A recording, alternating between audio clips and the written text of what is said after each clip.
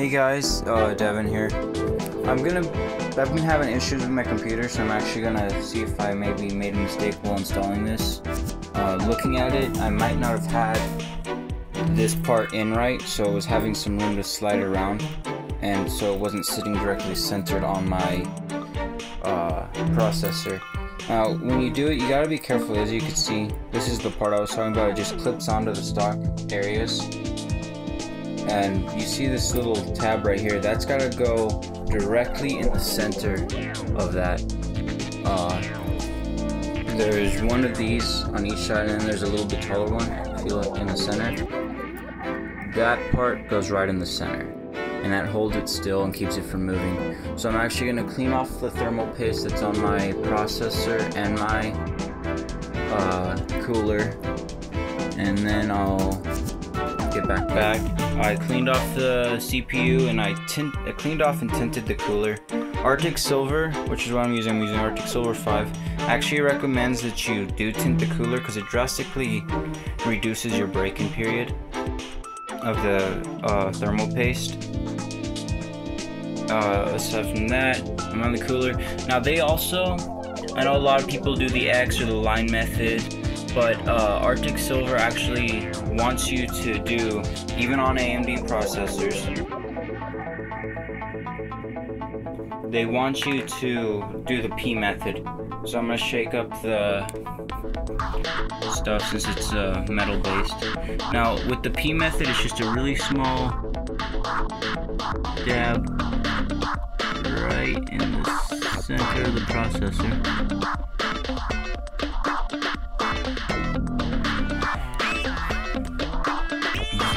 What's gonna happen is, and I'm almost out actually, you can see. What's gonna happen when you put the weight of the cooler is gonna help spread that a little bit more, and that might be a little bit too.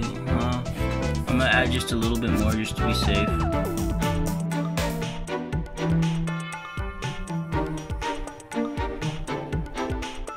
Right there. Now, as I said, this is probably the most difficult part, is getting this where it needs to be, getting this part where it needs to be and keeping it there. Well, first of all, getting it through here is kind of difficult. I like to go with this side. Now with AMD, the cooler mounts two ways. With the fan facing down, or the fan facing up. Now my case, CoolerMaster actually recommends that you do it with the fan pulling air from the bottom of the case. So that's what I'm gonna do. With this clip, you gotta make sure the retainer, this clip right here, you gotta make sure this is on the opposite side of the fan. So yeah, because it's kind of difficult. Now a lot of people will actually put the fan on after the cooler's already been installed. So that's what I'm gonna do right now. So I got the cooler on now. You can see that I still don't have the fan in, but that's just how it sits right there, just like that.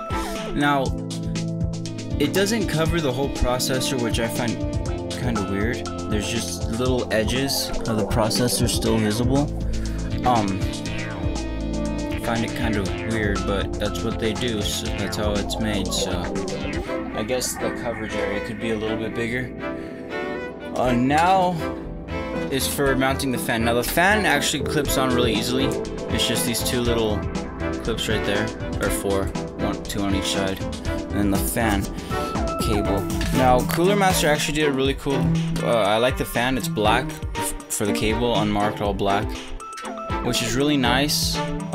Doesn't stick out unlike the everything else. But yeah, see, it's solid black. I wish Corsair would have done that with this, with the power supply, but CoolerMaster got it right with their fan. So let's clip this on now. It clips on, I guess you could clip it on either way. I'm gonna clip it with the power cable on the bottom, and it's just gonna slip on like so. It's kind of hard to do with one hand. Just push it on. Make sure it's snug on the bottom. As you can see, I actually did it a little high. What I'm gonna do is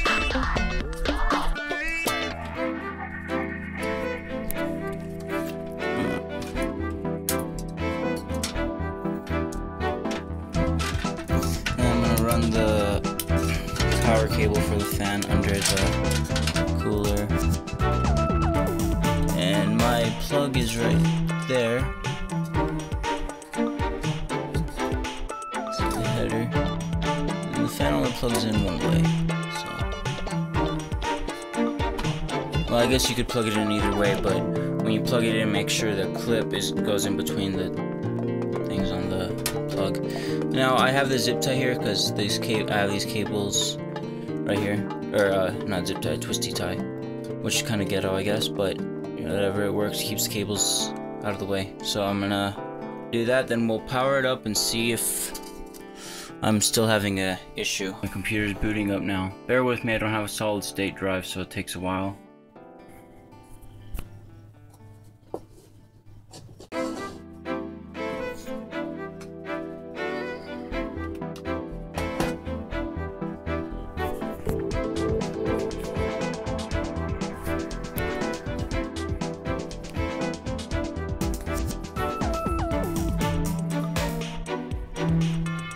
Look at that, as soon as I went horizontal, the computer booted.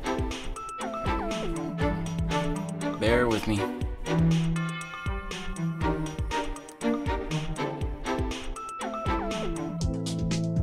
Still doing its thing. I do have like 4 rows of icons. Okay, those are up. See, my stuff's not all up yet, so let's wait.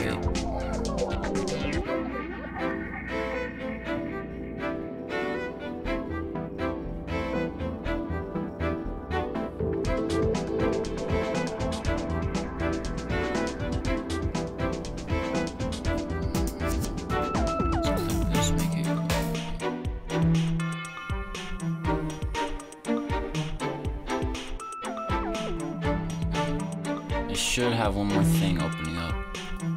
Actually, I'll have a few more things opening up.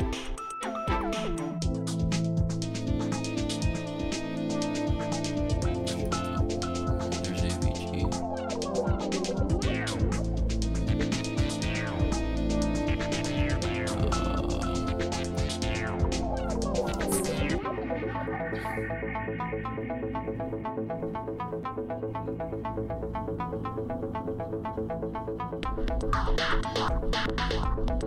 Origin is trying to talk shit again.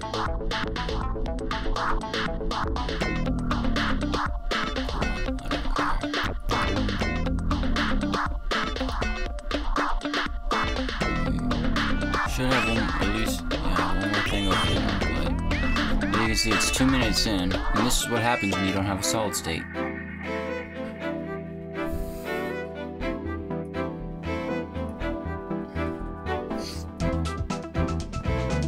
Solid state with no solid state with 4 gigabytes of RAM. This is what happens. Now I guess I could always just shut down the programs that try to open up. See, as you can see, I just had an issue. Windows recovered from a serious issue. Blah blah blah. And that was actually caused by my driver crashing, or so they say.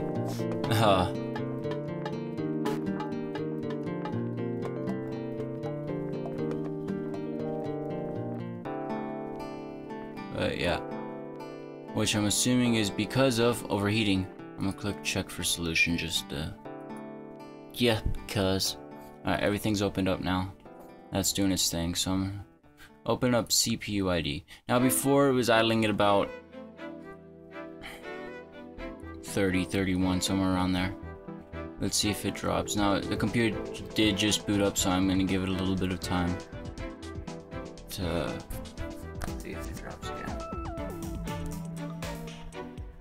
I also gotta take in consideration my ambient temps.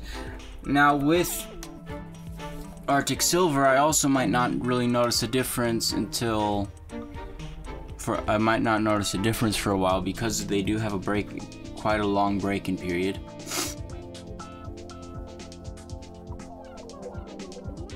As you can see, it's slowly dropping. The package temp. See, now this is where I'm confused because I'm not sure which one to what one to follow. As you can see, this one says CPU TIN, right? It's reading 31 right now. That's the value. Reading 31 degrees Celsius, and it's fluctuating between 86 and 87 Fahrenheit. But if I go down here, it says package temps idling around 46 with a 114 degree Fahrenheit. So I'm not exactly sure which one I'm supposed to follow. If you guys know, please let me know. And my CPU fan's almost at like full speed. No, but that's because the way I have it set.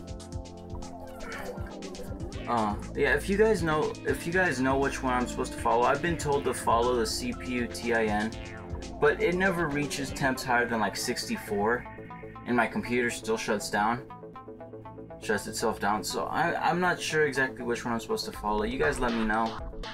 All my voltages and everything. Yeah. Alright. Yeah, it just dropped down to 30, so I'll have an update in a couple of days. If it stops being stupid, I'll let you guys know. If not, I'm going to contact CoolerMaster, because with the stock cooler I never had any issues. Well, I can't say I never had any issues because it was loud as hell, but I never had any cooling issues, so if I'm still having issues, I'll let you guys know. You have a great day. Hey guys, thanks for watching the video. If you guys enjoyed it, please subscribe. I'll be posting an annotation over here for you guys to click on that'll subscribe you to me. Like the video if you liked it, dislike it if you didn't. I would like to say I apologize for the shitty quality and the shakiness. I'm using an old cheap little $50 LG smartphone, so I guess it's HD, but I don't know how the quality is really. You guys have a great day and keep doing your thing.